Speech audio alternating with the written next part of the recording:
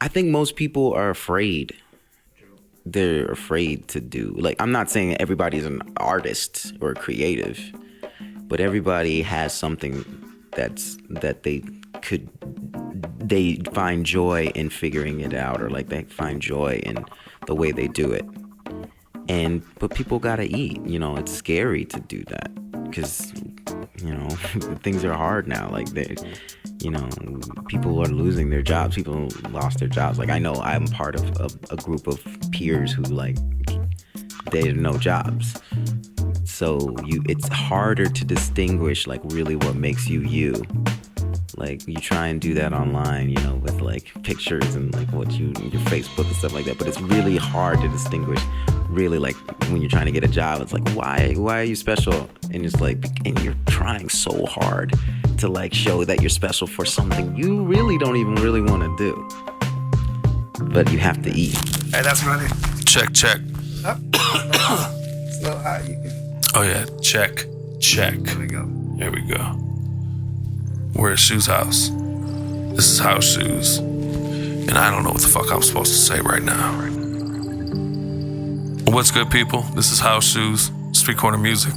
We are at Shoes House right now, and you are listening to Brooklyn Shanti Presents.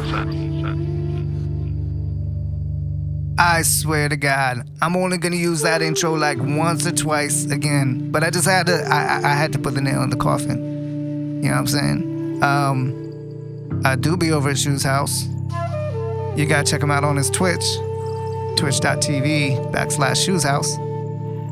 Big up Shoes.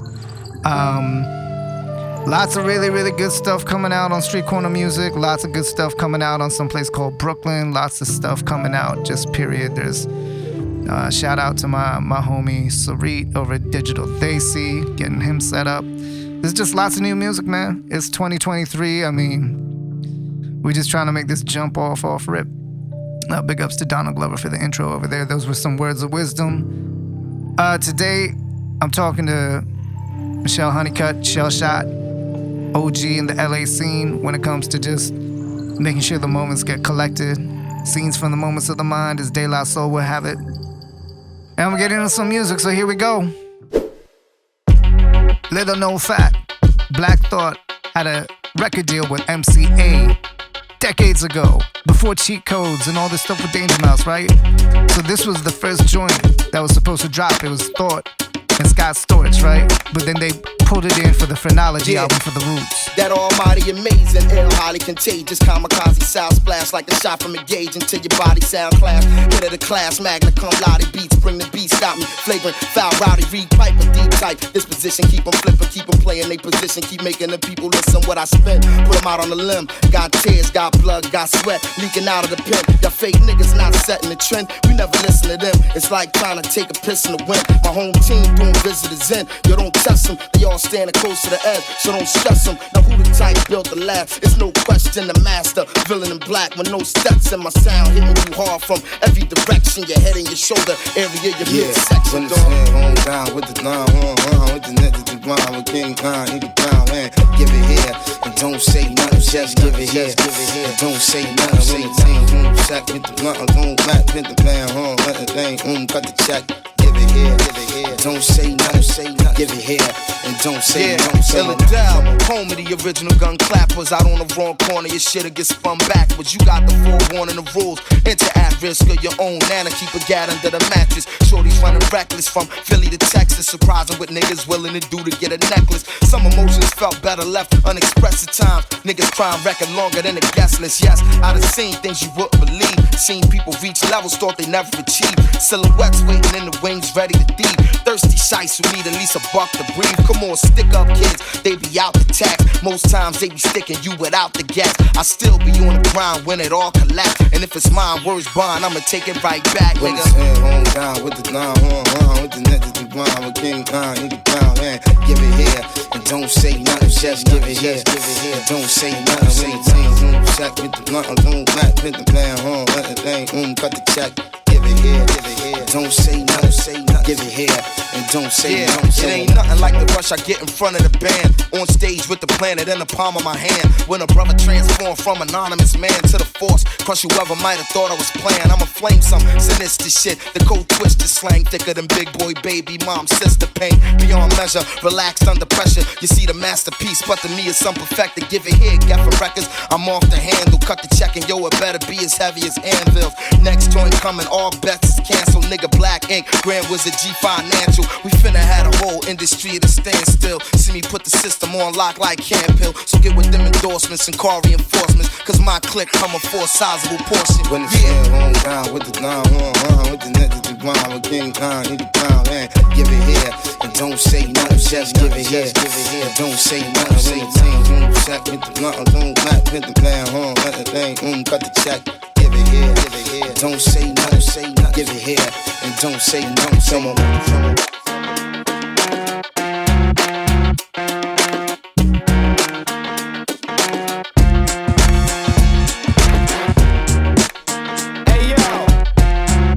First started off, it was just Linkin Park. And then in the middle came Motion Man. And at the end of it all, it was Kutmasta Kurt with a remix. One thing, I don't know why. It doesn't even matter how hard you try. Keep that in mind, I designed this rhyme when I was obsessed with time. All I know, time was just slipping away, and I watched it count down to the end of the day. Watched it watch me, and the words that I say, the echo of the clock rhythm in my veins. I know that I didn't look out below when I watched the time go right out the window. Trying to grab hold, trying not to watch. I wasted it all on the hands of the clock. But in the end, no matter what I pretend, the journey is more important than the end or the start. And what it meant to be will eventually be a memory of a time when I tried so hard.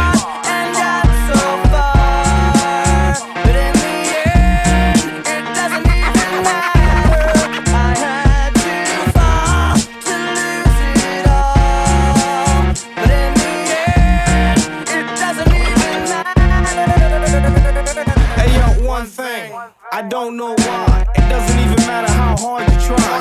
Keep that in mind, I designed this rhyme to explain in due time. All I know, I so socialized. Like the host of the party, I spoke, shaked, and made eye contact. Partied and told strong arm at Northeast, Southwest Coast. I'm staring out the window, no opportunity to mend up. I tried to sold up, you weaken your system and had to throw it up. I brought you back in the things, like imaginary man in your dreams. Dude always seemed to make it worth it. A pigskin, I never nerf it. You felt leather, never pleather, real bringing the pleasure. By any means, it means I'm leaving your team. All of the teammate, it seems that I tried so hard. And got so far. But in the end, it doesn't even matter. I had to fall to lose it all. But in the end, it doesn't even matter. Linkin Park. Motion Man, Linkin Park, Kutmasta Kurt, Linkin Park, Motion Man, Linkin Park, Kutmasta Kurt. One thing, I don't know how, it doesn't even matter when you look at it now. Cause when I designed this rhyme, I was scared of it all. Scared to fall, and hadn't even tried to crawl. But I was forced to run, with you mocking me, stopping me, backstabbing me constantly. Remembering all the times you fought with me. Watch the clock now chock full of hypocrisy. But now your mouth wishes it could inhale every single little thing you said to make things fail. Every single word you sputter just to get your piece. But it really doesn't matter to me, cause from the start to the end, no matter what I pretend, the journey is more important than the end or the start. And what it meant to me will eventually be a memory of a time when I tried so hard. And got so far.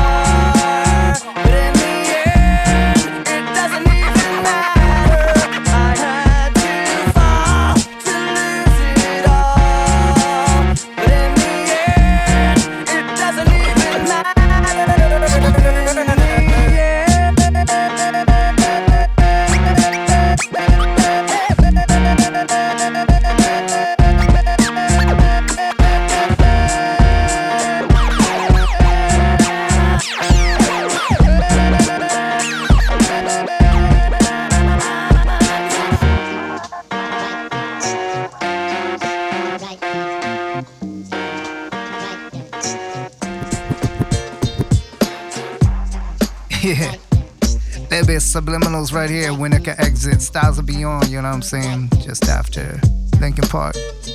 And my man Kutmasta Kurt on the remix. I got Shellshott coming up in a little bit, and I'm just rocking stuff that she's photographed for in the past. That's sort of the theme. You can look at her work on Instagram right now. It's Shellshott_fam, SHELLSHOTT_FAM. Give her a follow, take a look at some of the work. I mean, we're talking about heavyweight OG from back in the day on the LA scene. A lot more than music, but I'm focusing on the music because that's what this is about. So, without further ado, I'm gonna just keep on spinning a little bit in the thematics of how she gets dramatic. All right, here we go. Rocking our radio station here in the San Fernando Valley. At least 30 fatalities rocking our San Fernando Valley. Meet you downstairs in the bar and her. Your rolled up sleeves in your skull t-shirt. You say, what did you do with him today? And sniff me out like I was Tanqueray. Yo, why you acting like you more trouble than Tony Stark's and you need to just walk away like Kelly Clarkson? I know we was free to sleep around town, but I figured you said that cause how I get down now, cause you was out there messing around. I would've told you, once you go ghost, you never go back, try GME like I don't know how to Mac. I'm a Donnie, top of the line, I stay flying. Stop trying to keep covering the lies and using my credit cards to buy diamonds. We need to straighten this out, get to the bottom of it all. Let's go before we start the walk. Begin with 2 reasons why we need to talk and stop popping up in my cribs all over New York. And that stalking, you such trouble and no good. The fighting words in my block and we in the hood. I cheated myself like I knew I would. I told you I was trouble. You know that I'm no good. You had to be a nasty girl and try to play me. Nasty girl, nasty girl, try to play me. Yo, and yo, I knew you was trouble when I first laid eyes on you. Temperature so hot, the heat just rise with you. Let me ride with you, talk about your mistakes. You cheated yourself, but these are the breaks, and it'll never be the same again. Cause oh boy, together we made so much joy in the sands, and oh what a web we weave. But you played me, so I had to roll up my sleeves and hunt you down, holding the next man's stacks. Now you sorry, trying to bring that old thing back and act like we can rekindle that flame. It's a shame how you can't get me off the brain. He that lame, you love how I bring the pain. Got the rug burst stinging and you saying my name, say my name. That's right, I'm hot post. Get the champagne, love, word up, we gon' toast. I cheated myself like I knew I would. I told you I was trouble.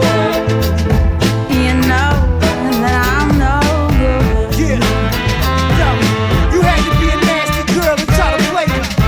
Nasty girl, you can't lead a kid. Can't lead a kid. Don't worry, I'ma be around forever. Nasty girl, don't forget I'ma be around forever. Don't forget I'ma be around forever. Sweet reunion, Jamaica and Spain. We're like how we were again. I'm in the tub, you on the sea. Lick your lips as I soak my feet. Yo, get the bath and body work, pumpkin and spice cream. Together like Cheech and Chong, we made nice dreams, fight scenes. I take the good with the bad. Could you give the best brains that I ever had? And anything worth having is hard to keep. I love you like my coffee, so hot and so sweet. So let's stick it out so we never regret it. I can forgive the past, but I never forget it. I cheated myself like I knew I would. I told you I was trouble. You know that I'm no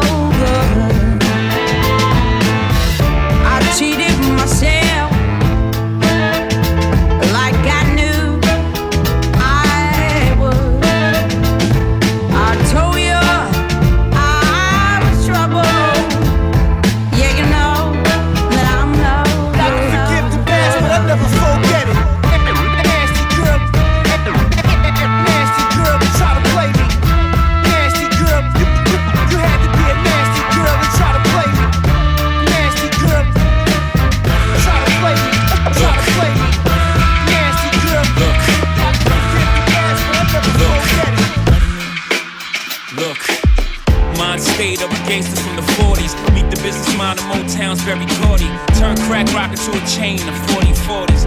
Sorry, my jury's so gaudy. Slid to the party with my new pair of Maury's. America meet the gangster Sean Corey. Hey, young world, wanna hear a story? Close your eyes and you can pretend you're me. I'm cut from the cloth for the Kennedys. Frank Sinatra having dinner with the Genovese. This is the genesis of an nemesis. Mother America's not witnesses. The Harlem Renaissance birthed black businesses. This is the tale of lost innocence. As the incense burned and the turntables turn and that Al Green plays, I see my mother's afro as mama taps her toes as she rolls her J's.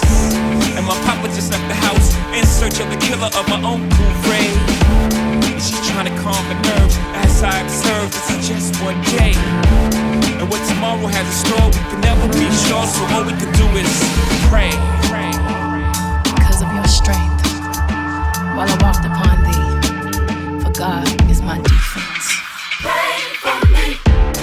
As I head to my homeroom, I observe the rooms, those needles on the ground. I hear a car go boom, drug dealing, the BM with the top down. As the girls start to giggle, I ask why you laugh, they say you too little. One day you'll understand when you become a man about things you have to get you. Fast forward, freeze frame on my pistol. Fistful of dollars, ignorance is so blissful. I didn't choose this life chose me. Around here is the shit that you just do. I just left school. The same BM is pulled over by the boys dressed blue. They have their guns drawn, screaming just move. Or is there something else you suggest we can do? He made his way to the trunk, opened it like the treasure chest was removed. Cop said he'll be back next month, but we called corrupt, he called paying dues. Now when the rules is blurred, as they is and were, what am I to do? But pray the Lord forgive me. Pray guides me by what I'm about to go through. Pray. Deliver me in thy righteousness, and cause me to escape, and climb thine air unto me. Save me, O Lord. Yeah, anywhere there's oppression, the drug profession flourishes like beverages, refreshing. Sweet taste of sin, everything I seen made me everything I am. Bad drug dealer or victim, I beg. What came first, moving chickens or the egg? This is why I be so fresh. I'm trying to beat life cause I can't cheat death. Treat shame with shamelessness. Aim, stainless is that ain't the sense. You know the game this is. Move coke like Pepsi, don't matter what the brand name is. Stand behind mine. Everything I do, I'm a man behind mine. I'm not an angel, I'm sure, but every night before I lay, I drop my knees to the floor and I pray. The name shall endure forever. The name shall be continued as long as the sun. Men shall be blessed in him. All nations shall call him blessed. In your name I pray. Lord bless him. I tried it, I couldn't fight it. Now I just wanna get back to me. Oh baby, ooh, ooh. Back into the man I used to be. I tried it, I couldn't fight it. Now I just wanna get back to me. Oh, baby, ooh, ooh, ooh. Back into the man I used to be. Things that I said I wouldn't do, I did them. Secrets below the surface, the truth I hid them. As mankind is past the can erase. The tears of a million years is human race of animals that talk and walk upright. Enslave all day and fall into trance at night. Roaming the planet, trying to find missing links like the men we used to be. And are we supposed to think? Mysteries. Maybe not, it's getting hot, we better configure the plot. But I hold a pen with the grip so tight that I squeeze the ink down to the page and write a song for the people. Came up from the underground, now I ride above on a hovercraft for sound. This microphone like an amphetamine, keeping me clean, speaking in dreams so nature can intervene. It's all receive.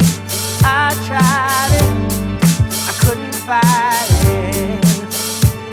Now I just wanna get back to me. Oh baby, ooh, ooh. Back into the man I used to be.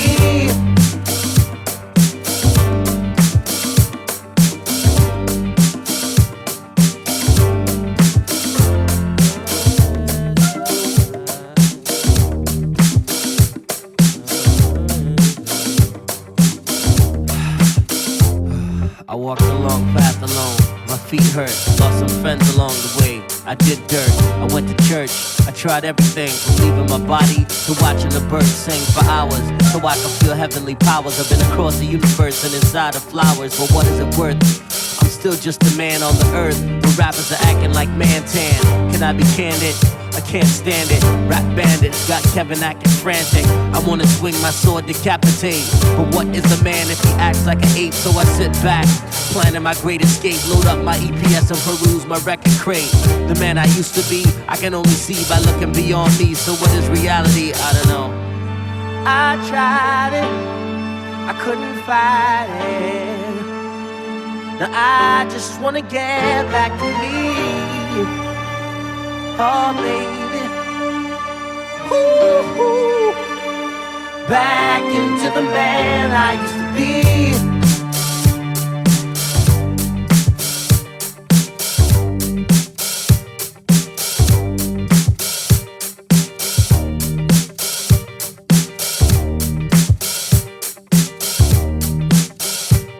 Back into the man I used to be.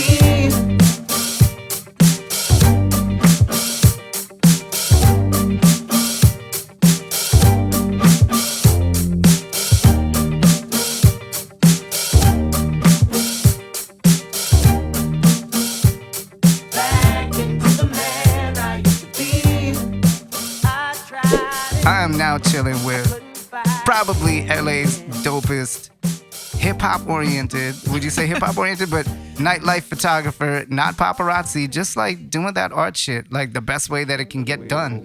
And yeah, just the live thing. I street photography was my gig with an emphasis on music. Yeah. And they just naturally go together, always have. So Michelle Honeycutt, aka Shellshott. Yep.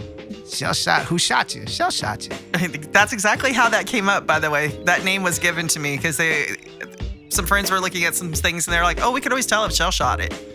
And then it just stuck. Oh, that's what's up. That's hip hop to the core. That's how I got it.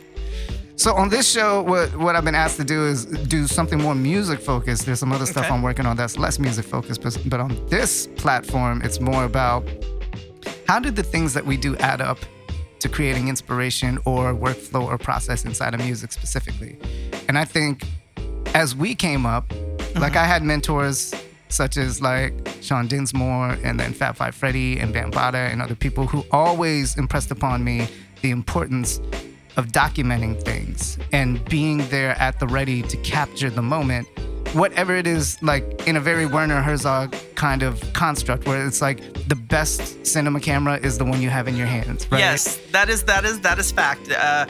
I tell that, I've taught photography too, in a number of places, and they'll say, well, what camera do I need to get? And I'll say, let's not run out and get the full pro thing yet. Let's get you a prosumer so that I can actually teach you how to do an f-stop, how to do a shutter speed, composition, those kind of things. But if you don't have that, if all you have is a point and shoot, then I'm going to emphasize storytelling and how you see something. And so depending on who I'm working with, I'll start out with a different lesson first, but it's whatever you can get your hands on. And now with the cameras that are in the phones, a kid who's never done any of it can do a full film. It's amazing. It's just, there's no limitation. And I have found when I'm out shooting live events, where younger photographers will start watching what I'm doing and then they'll come up and say, I've got this or that. Can you show me how to do something? Because maybe they've only had it on auto because they don't know. And I'll say, let me scan your images real quick. And I'll say, what are you wanting to do? Before I just give the answer, because I want the kid to participate with me. And when I say kid, it's like 25 and under, right? And I would say 30 and under. Yeah, well, I mean, yeah. But when you start getting 30 and at that age, I treat you a little different. I expect you to have. There's more expectation of you. So between 25 and 30, you feel that 5-year leap. I think it's important. I really do. And at that point, I'm going to treat you like an adult, and I'm going to have a different expectation of you. 25 and under, I'm going to let you be more green and not have as much emphasis. That's a positive thing. I have 30-year-olds that are like, I want you to treat me as an equal. And I'm like, well, I could be your parent. Therefore, how will you be treated as an equal in this scenario? fill in the blanks. And there are some There are some people ahead of their time. are ahead of their time. I've got a learned from them. 1-year-old nephew, and he's going to be teaching us a lot. Like he came out the gate. He's the truth, you know. I've been blessed with nieces and nephews and 2 godchildren, and I gotta say, you know, yes, I'm biased, that kind of thing, but they are all so unique in their personalities, but all of them are creative, and they have different ways that they go about it, and I learn something from each one of them each time I'm with them. So let's revisit a term that you dropped a couple minutes ago. Okay. A point and shoot. Yes.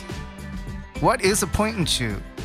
Okay, so in the old days being the 90s,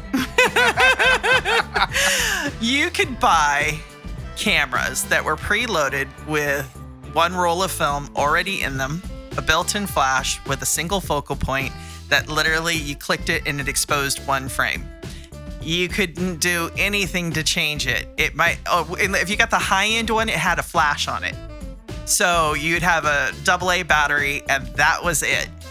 But people loved it. They would go and drop it off at their local wherever, and then they'd have 4x6 prints. I would remember shooting with the Canon Digital ELPH and the A series and all that stuff.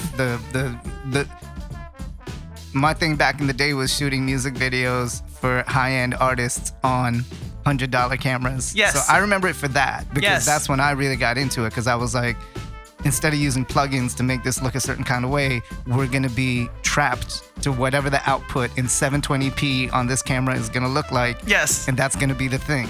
Well, the thing that I think is interesting, though, going with that, is that there's a certain feel to those images, and all the kids now will throw vintage filters on things to try to get that feel again. Yeah. So it would be grainy or slightly out of focus, or it would the color shifts would be different because, you know, just all these little nuances. But those errors or those things that didn't make it so precise and perfect usually gave you either an insight to the person who was shooting it that didn't realize they were expressing themselves through the image. You could look at it and say, so-and-so shot that because it's always that person's eye. Or it would be the vibe of whatever they were covering. I feel like there was a warmth and a little more soul to certain things. Because sometimes things are so precise now that they are beyond beautiful, and that's great. But does it tell me about either the person behind or in front of the camera? And sometimes it doesn't.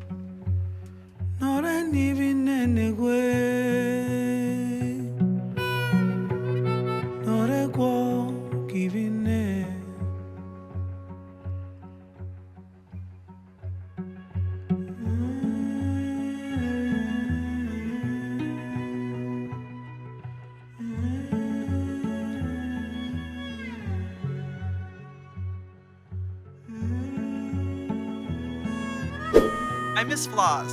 I miss wrinkles. I miss things out of focus. I miss people being different and not all of us having the exact same everything. I couldn't agree more. I don't just miss it. I strive for it in my work. Yes. And it's so what I've been doing. So I've been shooting music videos, and I consider myself a lyricist and a producer, songwriter, even a label owner. Never have I considered myself a cinematographer or this or that, but I've got like 1,500 music videos under my belt. I've got a couple documentaries, and but still, we're always a student, you know? Yes. And it's like, the thing I love about the visual space is I never considered myself anything. Therefore, there's still a lot of pleasure there. The visual space for me, was everything. I was a dyslexic kid, and they didn't know that until much, much later. I was very smart, and they would find when they'd have me in class and they could orally ask me all the questions, I would pass it, and they'd say, we just don't understand her test scores because we know she knows the material. Then I got into 2 classes at the same time my sophomore year in high school. One was television video production, and one was photography. And I had a teacher in photography who was so amazing and saw something in me that he actually postponed retirement by 1 year to stay with me through the whole thing. He changed my life. Mr. Geldum is literally the thing that saved me. He also put me into summer school and programs, got me the job with the cable station, the community access television station through my school. And I literally would go to summer school to knock out academics as fast as I could, so that by my senior year, I had 2 academic classes, and I spent the next 5 hours either in a dark room or editing. And when I was editing 3/4-inch tape. The digital toaster had just started. And man, I've got a ton of stories on that too we could go through. But I was literally analog. At that point, what role was music playing in the process? Everything. So here's the thing.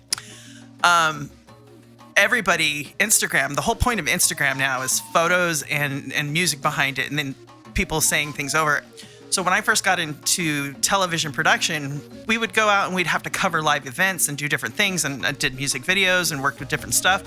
But for me, when I would do my little segments, because they had this little show, and I would have a little, 2-minute kind of thing that would be the bumper, I would do my photography, and I would make slideshows and fade shows, and I would tell my story, and it would all be based around music. So you're basically doing an Instagram reel. I was doing an 1990. Instagram in 89. In 89. In 89. That's what's up. You the OG. Yeah. Aretha Franklin was one of the first ones, and I did all my women's portraits on there. And that was the first time I realized that I had the emphasis on that. And then I went in and I did Jane's Addiction and Guns N' Roses for my sports. And it was just, I did a huge skateboard thing with Jane's Addiction. So to refocus, just so and anyone listening kind of like tunes into the frequency appropriately, the person I'm talking to right now is one of Southern California's like OG, highly renowned photographers, well, she's not on a commercial vibe. She's just always there for every important hip hop moment. And beyond hip hop moment, other genres, but because I specifically, I'm in the tropical bass and hip hop and dancehall kind of leaning, I've just always been aware of the fact that her work has been present in recapping what's been going on. And it's more on the level of a documentarian rather than Getty Images, rather than getting it into Mass Appeal or XXL or what have you, although her work has been shown worldwide in every type of platform. It's more important because as I've been in Southern California, embedded for a little bit, I just keep seeing the work everywhere, and I see her everywhere. And lo and behold, it was our son from Gangsta Grass that finally was like, hold on, you guys are in the same space at the same time. Like, we are literally 2 miles from one another. Why isn't this connected? And so big up our son. Thank you for thank you. Yeah, connecting the dots. And so Michelle Honeycutt has been doing this for decades and eons, even before Michael Jackson was Mr. Eon. And if you don't catch that reference, then eject yourself at the moment, because old heads are talking.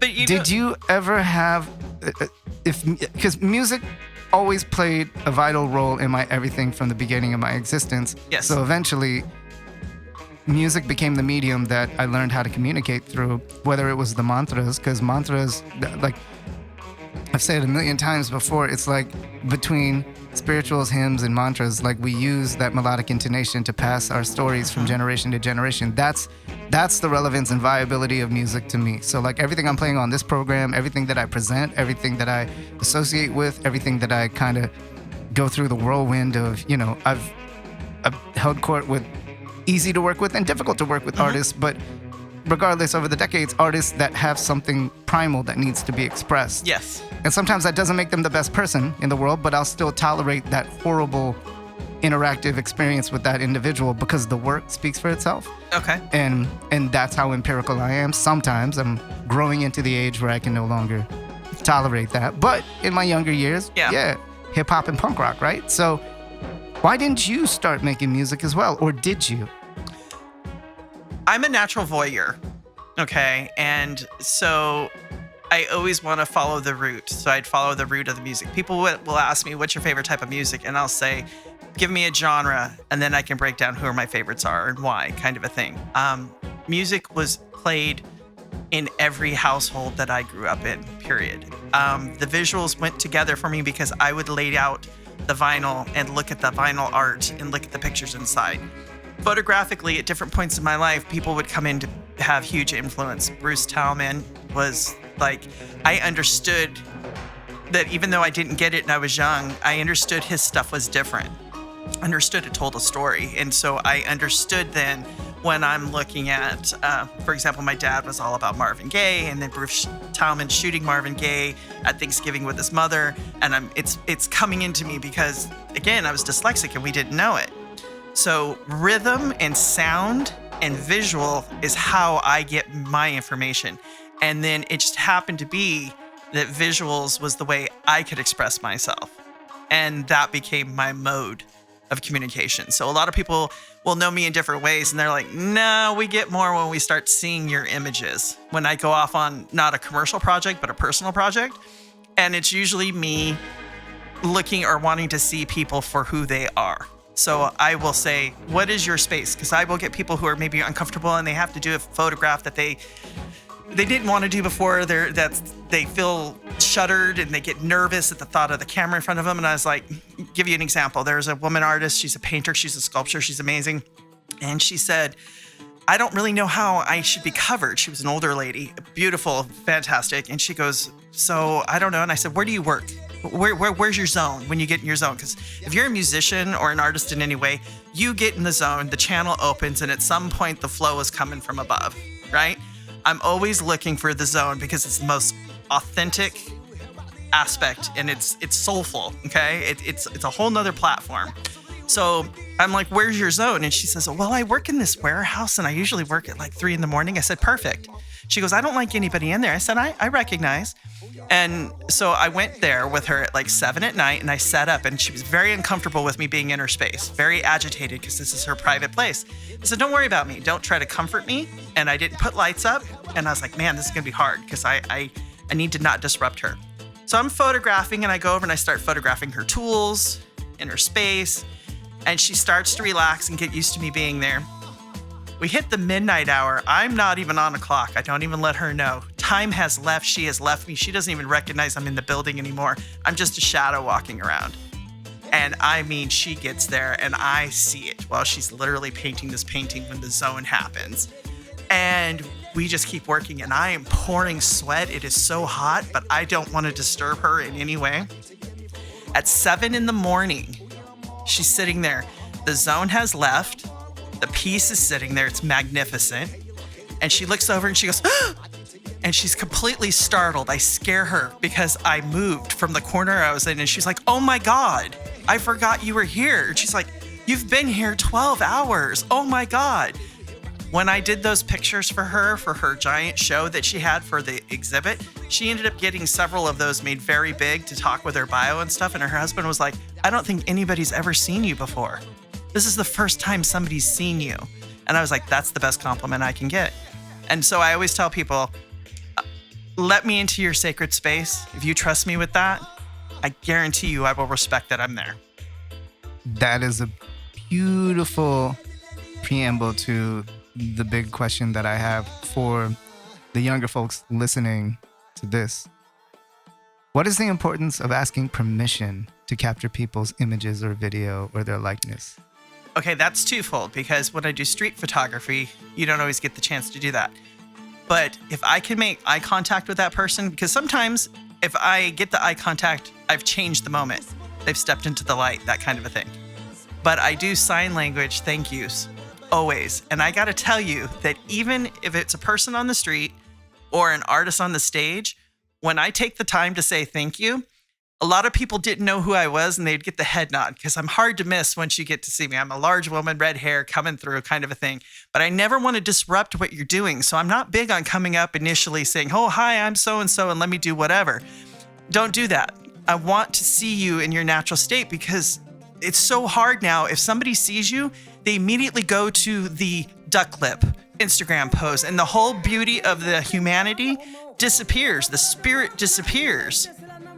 And I hate it with my soul. This is something I absolutely love. Like I've undergone like, it could be said like a physical transformation. So even running around LA right now, you know, I grew my beard out, I lost a bunch of weight, I did this, did that, and people don't recognize me. So when I'm there with a camera now, they're not seeing like the rapper slash DJ slash producer. Yes. And there's a veil of, I call it the veil of inconsequential momentary happenstance, where it's like exactly what you're saying. They don't know they're being captured, but I'm in the room for a reason. Mm-hmm. I'm backstage for a reason. Mhm. The minute I get introduced, there it goes. Like it's all blown.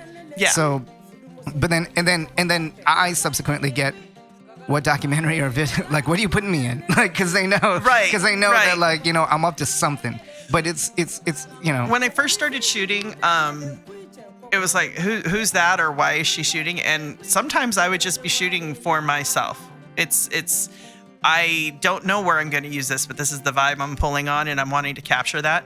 And they would, sometimes the clearance wouldn't be there because I wasn't shooting for a magazine at that time or whatever. And no, because the branding, that's the other thing. The people are so aware of their branding. And in one instance, I'm like, thank God, because it's cutting out some of the middlemen, and that artist, that person should be making money on them. I fully support that 100%. But in order to make that happen, there is a certain nuance that has been lost. And it's unfortunate. It is unfortunate. There should have been a little bit better balance, and maybe there will be in the future. But they just, I used to ask permission a lot, and I found that it would break a situation. But so now I say thank you. And if somebody really is not comfortable with something, I won't put it. I won't use it, because I feel a person has a right to their anonymity too. Yeah, I mean, I really do. Privacy is important. I've been on tour with some pretty big names, and like, even though I know I'm getting on the mic and I'm doing the thing, they literally are like, I know how good you are, just don't film me. Yeah. And it's to me, that's interesting, because these are also people like in our age group where I've had people tell me no, and Yeah. I respect that. I mean, literally, like I've been on tour with people, and it's like, cool, I'm totally down with that. And then part of my brain kicks in, and I'm like, well, we're like 10 years above the age of the people that are out in the crowd. Should we be that way? Yes or no? I don't know. But like, The people younger than us are more, they are almost too free with their stuff, because I feel like if there were photos of everything that I've seen and did in the 80s and 90s, gosh. you know what I mean? Facebook, Instagram, and Twitter. I wouldn't have they're done a lot of the snitches. experiences that I had. Yeah, they snitch. And those things weren't necessarily bad, but they were things that were my personal growth and helped me become a person. And they were uninhibited, and they were experiences that taught me so much. And if there had been a camera on it, the self-consciousness of it, or if there had been a camera on it and other family members or people who didn't need to be there were there, I would not have gotten the full value of that experience. And so I actually just thank God it wasn't around to that extent when I was there. I second that. Like, I didn't start blowing up till I was in my early 20s, but I was literally in the darkness. There's no documentation of anything I experienced until about around 22, 23 is when like the fire hydrant kind of opened up, and then is dealing with labels and everything. And even then there's anonymity, because you had to pay somebody to come and film you and photograph you. And it was I was about to say, there was also a difference in the fact that it's analog, because you had 36 frames on a long roll. And if it was medium format, it was 10 or 12 frames. Yeah. It was expensive. Yes. It was a process. Yeah. It wasn't instant. So when I'm teaching, even if the kids have digital cameras, which they all do, I will tell them your assignment, and I will give them how many images they're allowed.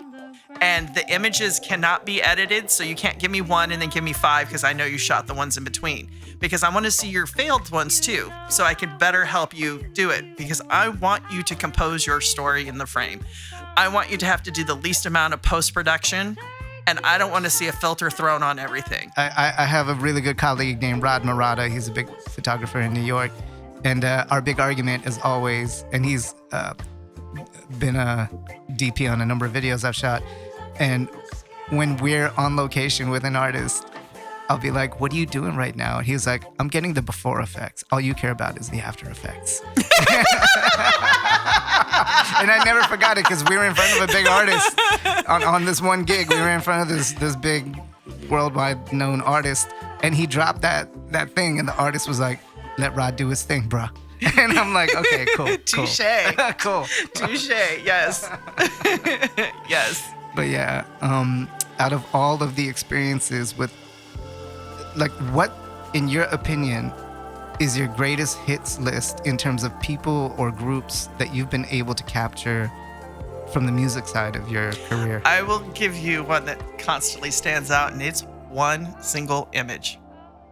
It was so unexpected, unplanned. I had a free hotel kind of thing, one of those, oh, you can come here, free stay, blah, blah, blah, it's going to expire. And I was like, oh, snap, okay. So me and a very dear friend, I was like, I've never been to Seattle, let's go to Seattle. So we go up there, and it ends up being this giant suite, and we're laughing because it's just the two of us, and she's on one side and I'm on the other, and we're looking out windows. And all of a sudden she goes, hey, Shell? And I go, yeah. And she goes, don't you like Jill Scott? And I was like, and I turned around, and it was so out of the blue what she was asking me. And I was like, yeah, why? And she goes, come here. So I cross over and I look out the other window, and in this rainy night in Seattle, this illuminated, tonight only, Jill Scott. And I was like, do you You can totally curse. Okay. I was like, do you freaking think that there's any tickets left? And she's like, I don't know, it's Seattle. And she is much younger than me, so my music is not her music. In fact, we would clash all the time because she liked this different type of punk music that I hated, not old school punk. So she didn't even know Jill Scott. She just knew Jill Scott was important to me, which was good enough. So we run over to this place, having never been there, and I get to the ticket window, and I was like, excuse me. And the lady's like, yes. And she's kind of exasperated. And I said, are there any tickets available? You know? And she's like, well, yeah, here. She shows me. And I've never been to the theater, so I don't know. And the dollar amounts are kind of high, and we're on a limited budget. This whole thing was off the thing. And I was like, ooh, I don't know, as I'm looking at the ticket price. And this woman looks at me like I'm crazy, and she says, take the damn tickets. And I was like, oh, like that? And she's like that. I said, well, okay. So then I said to my friend, I said, when's the show? The show's in 45 minutes. I was like, how am I going to get my camera in? And I was like, you know what? I got to try. And the lady goes, there's no ins and outs. I was like, I got to run now. So I run back across the street. I take my camera and I put a lens under my armpit in one arm of my leather jacket. I put the body in the other. And because the show's in 45 minutes and they've already seen this hubbub, I just sweet talk my way and get past the guard and don't even get checked. Go in. And I was like, so where are these tickets? I'm expecting them to be somewhere, and they keep flagging us down. And I'm like, holy smokes, I am third row, center stage, Jill Scott, yes. But you can't have any cameras. So how am I going to have this camera incognito with this lens? So I just kind of like unzip and I put it all together under my jacket, and I'm waiting and I'm waiting.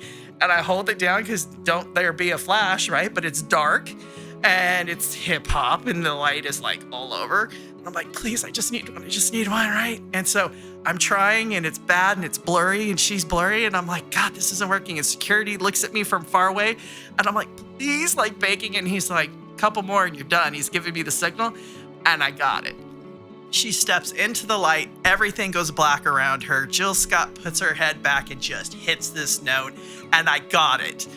It's the only image I got, and it's literally what I call the moment. I want the soulful shot. And as I was telling you earlier, I want to know when an artist goes there. She went there. I got it. One shot. It's to this day my favorite. Wow. Yeah. Wow. Yeah. So Jill Scott, Seattle. That's amazing. And where can we see that photo? Is it there? Can we see it? Oh, yeah. I'll double check. I'll see if it has been Instagram? archived. I've had it on my Instagram multiple times, and then I've pulled it down and archived it before, but I'll pull it back up and what's see. What's your Instagram so people can follow? Shellshott, SHELL_fam. I used to have Shellshott Photography, but it got hacked and stolen. So I changed it to fam, and it was originally family because it was for when I did like family portraits and that kind of stuff. But when I lost my regular site, I had to come back, and all my live music had nowhere to go, and I had to bring it back. So I just made it fam. So you're just part of the fam. You're just part of the fam. I mean, look. You're fam. It goes from Big E to like squadding up. Right. Yeah, it's fam. That's what's up. That's apropos. No, that sounds amazing. Wow. Wow. Wow. That I'm trying to I've never had anything that crazy. I do have one moment on the last Outkast tour when they were together. That was 2017. Out of nowhere, one of my friends, she wrote for DJ Mag, and we were covering the Treasure Island Music Festival. Okay. And it was the first time Mo ever played. It had to be before 2017 then, because Lean On was I'd already submitted my remix for that years before that. So it must have been like 2012 or 2013. Ooh, 2012 or 13. But for some reason, Andre knew that I was there, stage right, and just kept on looking at me, and then just gave me the 2 or 3 shots that actually made my portfolio at the time. That I would say Andre 3000 was my transition from just being a rapper, producer, DJ, music person into like. So 3 Stacks took you there. 3 Stacks gave me a few moments during that, and then they only had 6 more shows in the world before Outkast was done. That's why I always say thank you. Yeah. You never know. Yeah, and like that day, we had a couple of words back and forth, but not a whole. But it was, he knew what he was doing and I didn't. Does that make sense? Yes. He knew that my lens was about to capture some.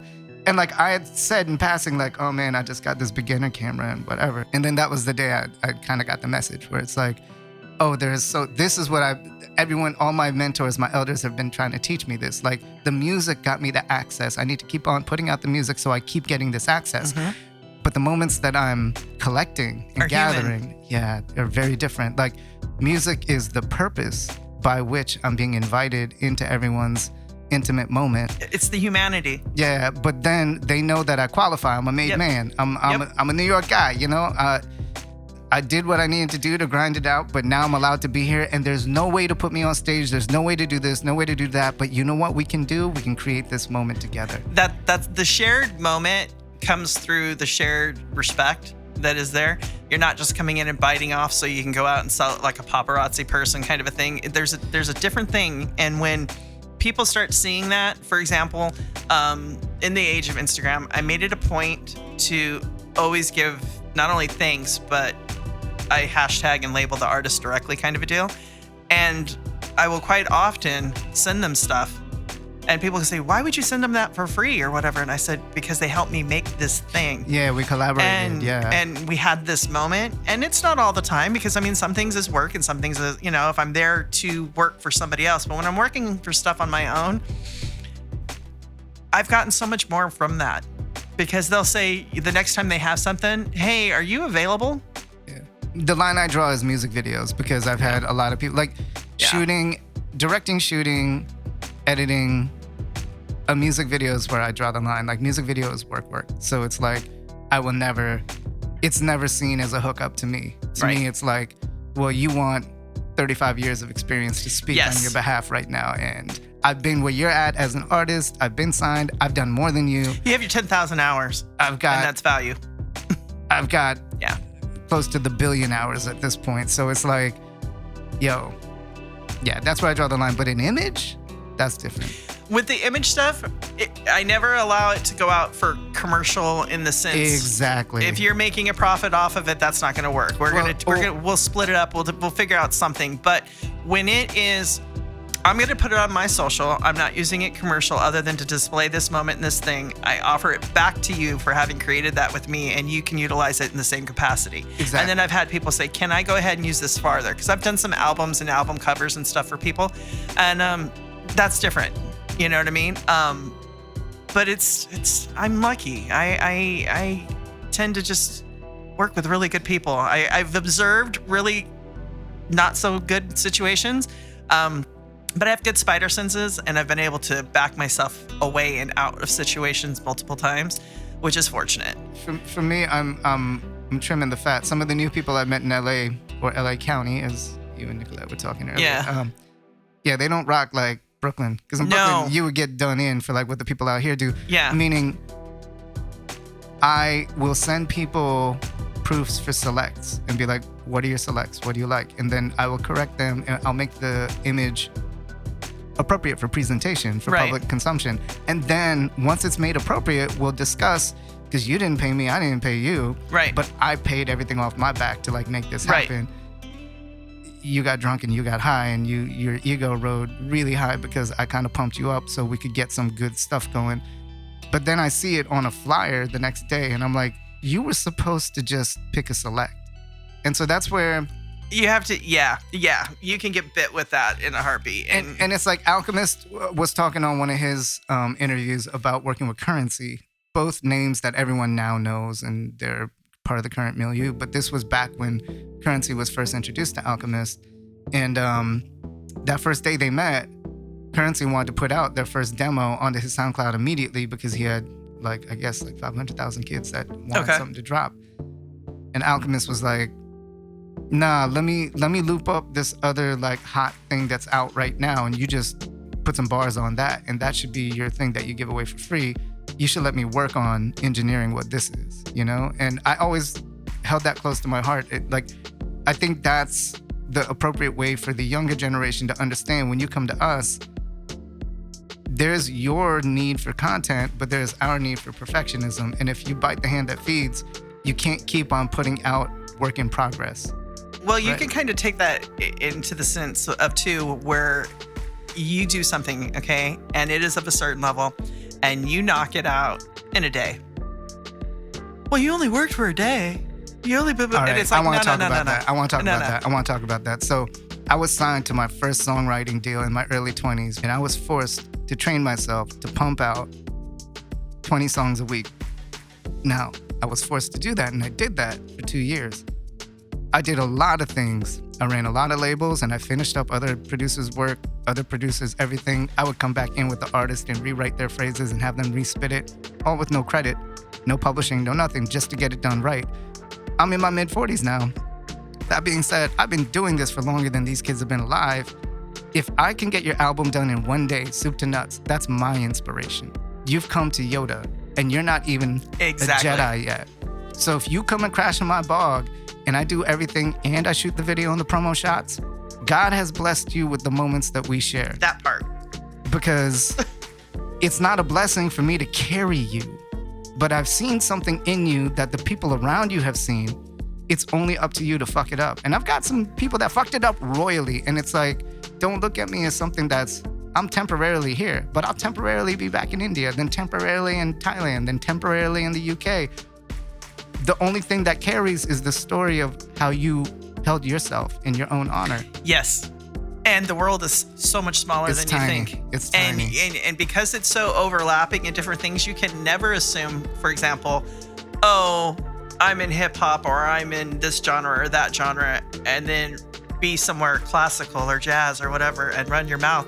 You have no idea who you're standing next to and where it's at. Exactly. And if there's anything I've learned in the photography worlds and doing what I do, is I quite often, as the person who's watching the whole place, because I'm looking for those moments, I'm also looking like for the moment of connection between an audience member and an artist, or that those things that just show this deeper, real connection. I look for those. But in doing that, I will see people over and over in places you never expected. And there may be somebody who's sitting next to you who looks like, oh, that's just, some old head, or that's some old grandma or whatever. And I'm at a country place and I wouldn't expect them to be there. And I'm like, oh, you have no idea. You have no idea. You have no idea. The world is so connected. And I went to Germany for my 27th birthday, and there was a DJ out there. And the way I got set up for Germany is he wanted to come to Los Angeles. He wanted to hang out and visit. A girl that I went to high school with was a friend of his from Iserlohn, and he was in Santa Monica, and he was hating his entire experience and said, do you know anybody? I was like, my casa su casa. So I just went and picked up this strange guy from there. Didn't know he was a huge DJ or any of his world.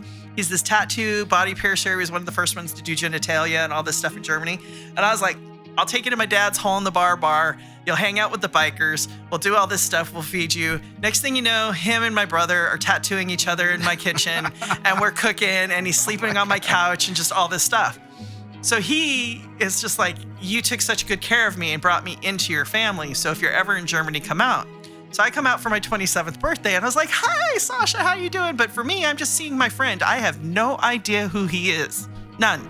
Brings me into his home. I'm hanging out. His friends and everybody are fabulous. Goes, we're going to take you for your birthday. I said, okay. Next thing I know, we are at this club and I'm like, what? And it is just VIP all the way through. And I was like, holy smokes. And the next thing I know, he's on stage and there's all these people. And I go, is Sasha something here that I'm unaware of? And they're like, you have no idea who he is. And I was like, he's just Sasha from my couch. That's the way it's gotta be. Yeah.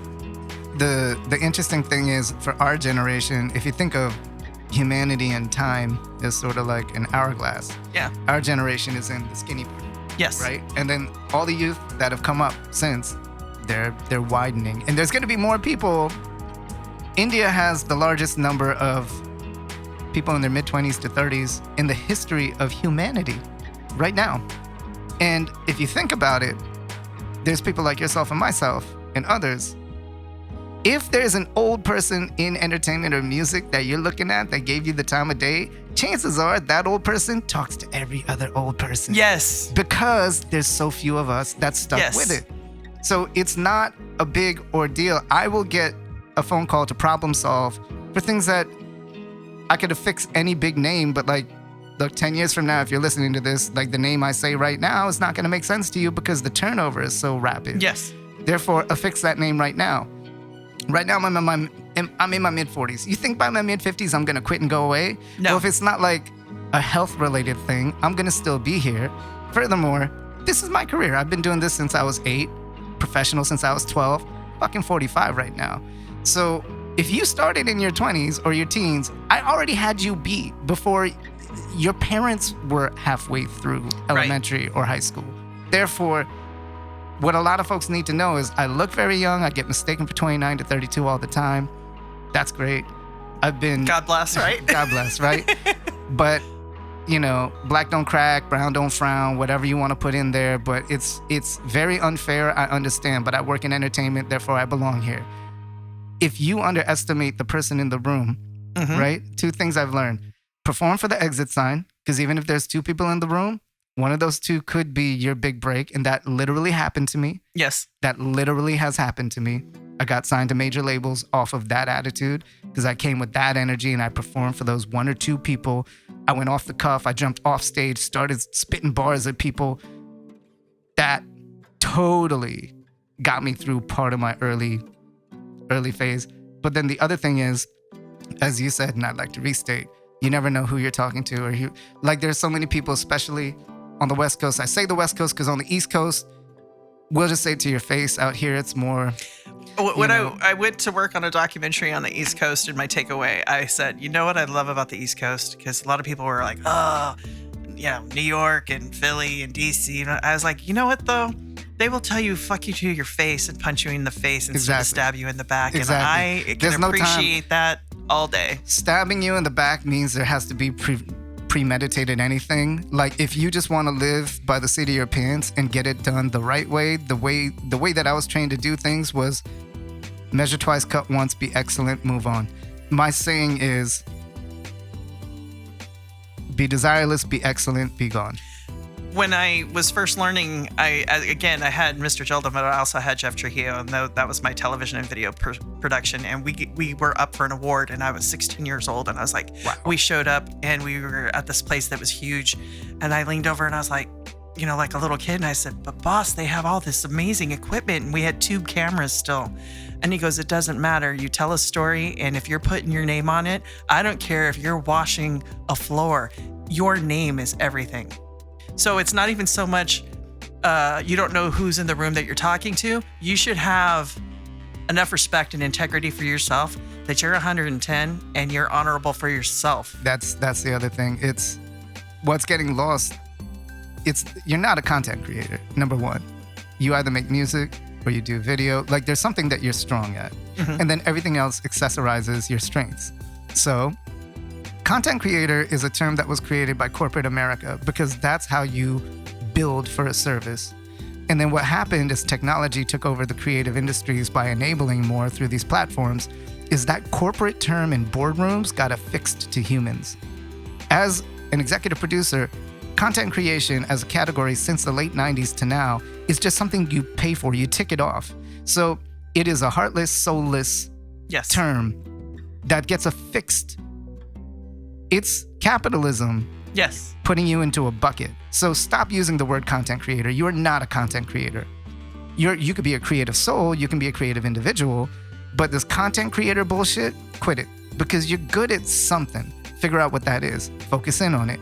And it doesn't matter if you make money off it or not, right? Right. Because I've been in music for like decades upon decades. I've run labels. I've done this. I've done that. I've managed people. I've not managed people. I've stepped away, come back. Like, Run the Jewels. They're older than I am. But we've all had the same patterns and pathways, learning under people, learning through being signed to some of the same labels, getting dropped by some of the same labels. But primarily, whether you're a rapper or a musician, you made your money sometimes through that. And other times you had to have other hustles. That's fine. But that doesn't mean like you are now the consummate Uber driver because you did that for like 3 months to bridge a gap. And it will flow. It will flow. There have been times it has been, high tides. And there have been times where I remember being in my 20s, well, if I've reached a certain level and I'm making this, and as long as I keep doing that, it's only going to be there or better, right? And then have the whole floor pull underneath you and you're like, holy shit. So you have to be able to pivot. But the whole thing is you do everything you do from a point of integrity and self-respect. It comes back around. You will fall. But do you have the wherewithal to make it back? And if you are true to what you're doing and you are true to the spirit of what is your thing, it will come back. In America, I call it feast or famine mentality, meaning if you go to anywhere else in the world, they have programs and grants, and even in Canada, they support their artists. In America, there's no support whatsoever. Everybody's got a side hustle to survive. If you decide to go into art, it's like the kiss of death for some reason in this culture. And that's why I spend a lot of time not in this culture. But the one thing that is a universal human aspect is karma, right? Yeah. So I've had years where I've had 7 figures in my bank account. I've had years where it's negative 50 grand in my bank account. And you have to make it work. Yes. And you learn during the times that I'm not riding high, and in any creative industry or art, you will burn out. And beyond burning out, it's called change management. Like your manager, your accountant, your agent, you're going to, as you grow, you may want to move in another direction, and those relationships and those people and those partnerships might not fit what you're going to do next. And it's on you to be able to navigate whatever that Grand Canyon of needs may be.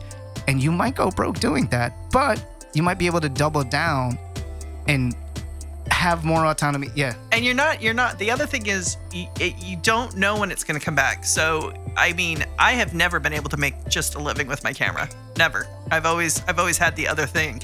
And but you're so fucking famous. What are you talking about? I'm like Jamaican though. I have a million jobs and a million things because I'm interested in all these different things. But I got to tell you, what's interesting is that there will be skill sets and nuances from random things that I would never think would come up somewhere else that just make me stronger.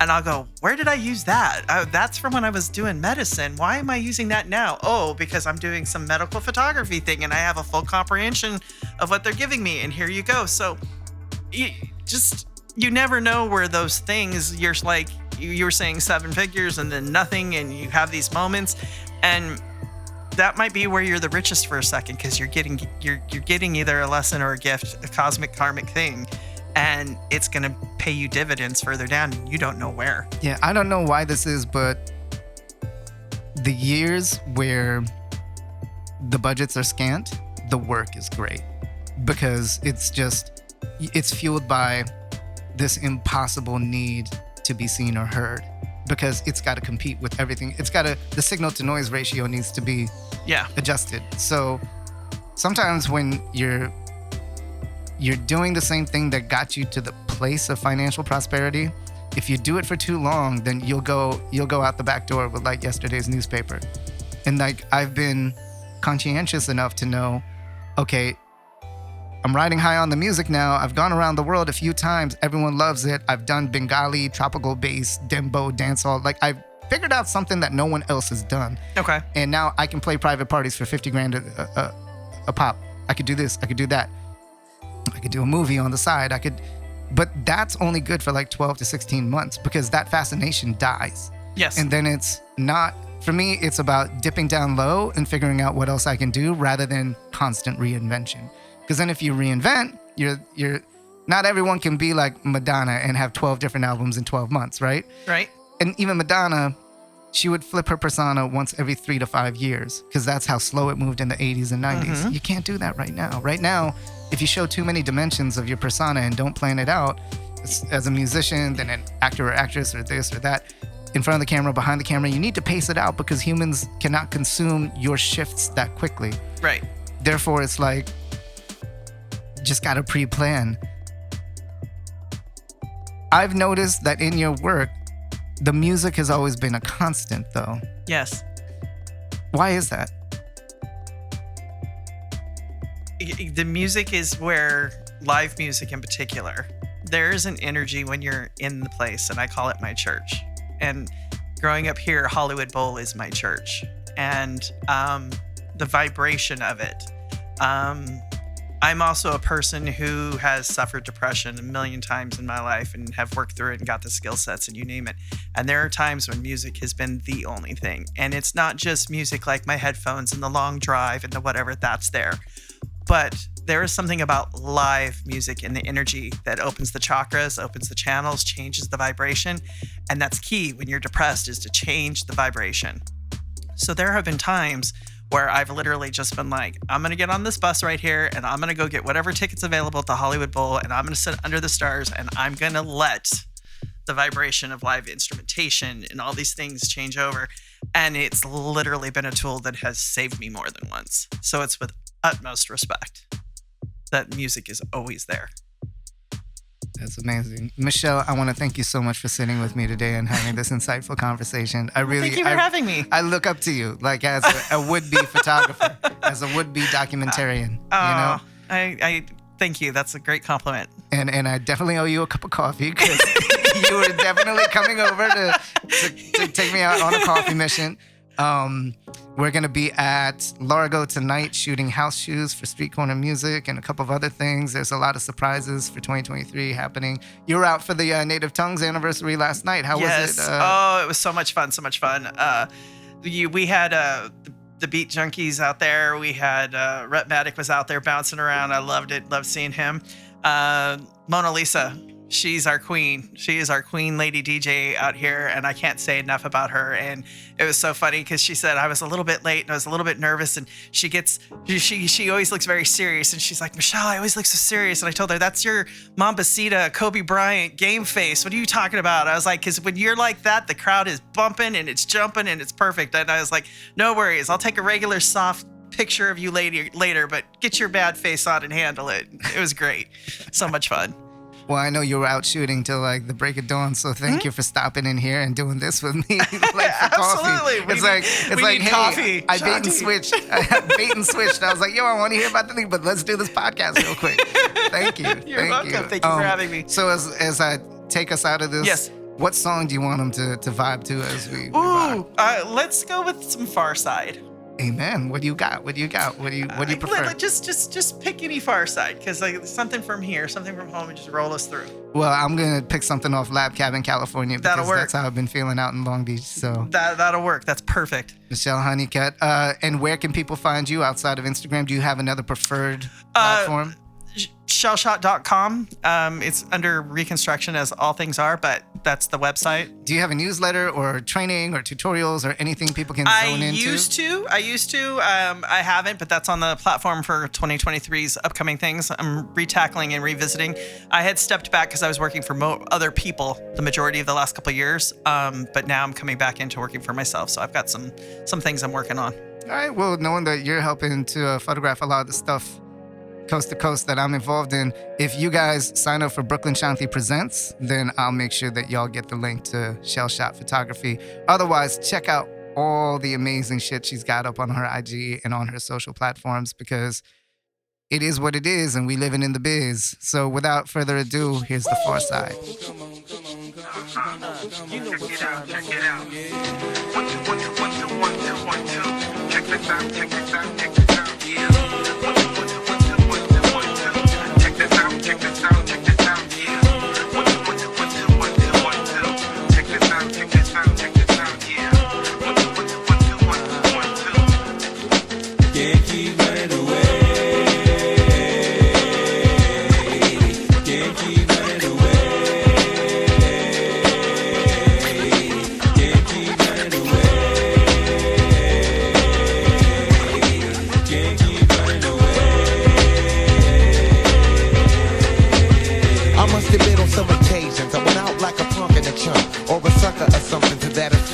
respect I used to never get.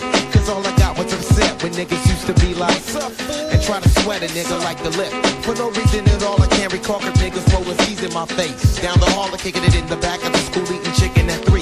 Wondering why's everybody always picking on me. I tried to talk and tell them, chill, I did nothing to deserve this. But when it didn't work, I wasn't scared, just real nervous and unprepared to deal with scrapping, no doubt.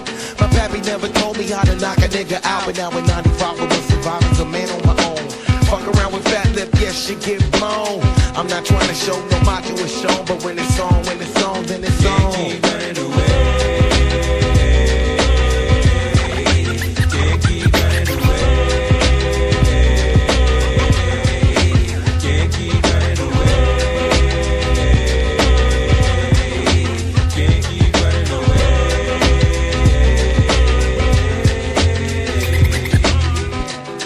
One, two, so listen here. Come on. There comes a time in every man's life when he's gotta handle shit up on his own. Can't depend on friends to help you in a squeeze, please. They got problems of their own. Therefore they count on certain chicken shits. Don't get to heaven till they face these fears and these fear zones. Used to get jacked back up in high school. I played it cool just so some real shit won't get full blown. Being where I'm from, they let the smoke come quicker than an evil redneck can let your helpless color figure. And as a victim I am really low key. Till the keyhole itself got lower than me. So I stood up and let my free form free. Said I'm gonna get something before they knocking out me. I don't sweat it, I let the bullshit blow in the breeze. In other words, just the breeze, yeah. Can't keep running away. Can't keep running away. Can't keep running away.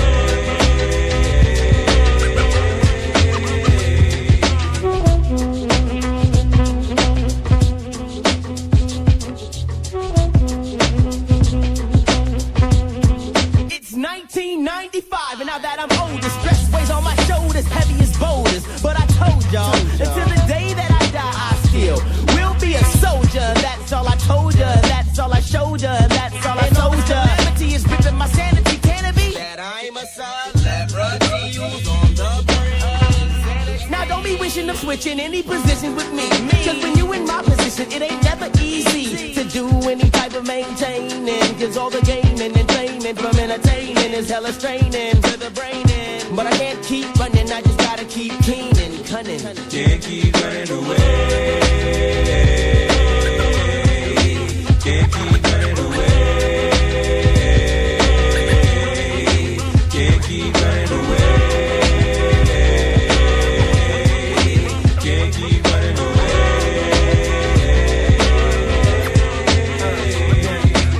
Can't keep running away. Can't keep running away. Can't keep running away.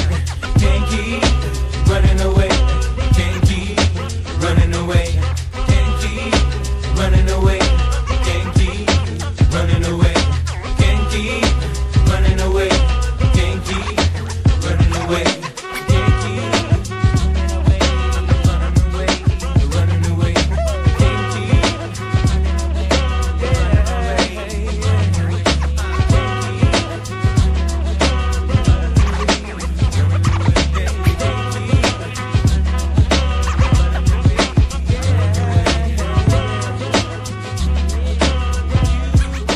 You are listening to Brooklyn Shanti Presents.